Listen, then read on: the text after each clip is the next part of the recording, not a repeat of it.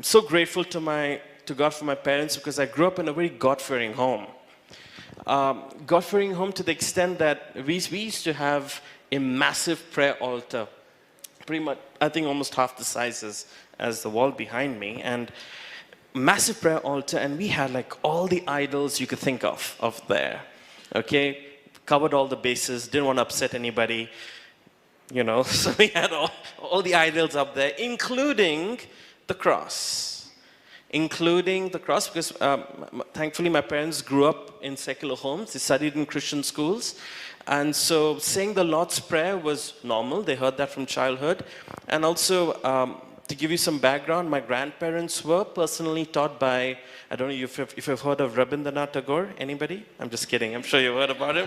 But they were taught by him. So very secular, very open-minded, not very rigid in terms of thinking, all right? So very secular, very open-minded. And Calcutta West Bengal is an incredible place, incredible state. And so such rich cultural history there as well. So, yeah, so that's how I grew up. I used to hear my parents say the Lord's Prayer, Our Father who art in heaven, hallowed be thy name, and then just switch gears into the mantras and again switch back into Hail, and all of that. So I heard that every day, for the first 18 to 20 years of my life. And so for me, all roads led to Rome.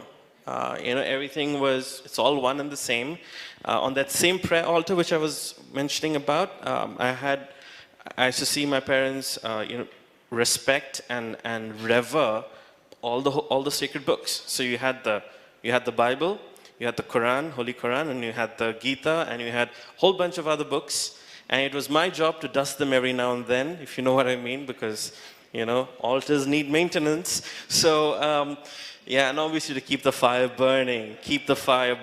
Whatever you do, keep the fire burning. But amazing memories. But I didn't see them obviously I didn't see them really dive into the word. Mine was the dusting ministry. But I didn't really see them dive into the word much. It was quite an interesting time, and so we had the cross and some other symbols, the Om sign and all of that, nailed on the front door of our home. So if anybody came to the door of our home, they would have been thoroughly confused because they would have seen the cross on the main door of our house. Beside that, some other symbols and all of that.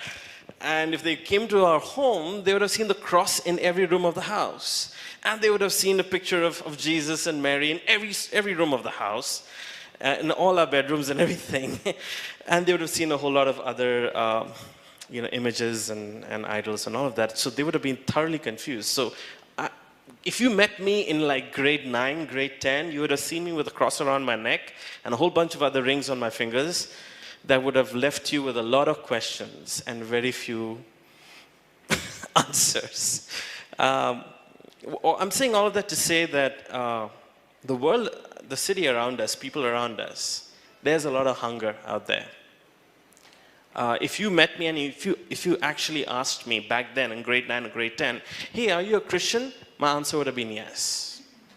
My answer would have been yes. And trust me, I had people ask me that because they saw the cross, but they kind of like, dude, are you a Christian? Grade 9, grade 10, college.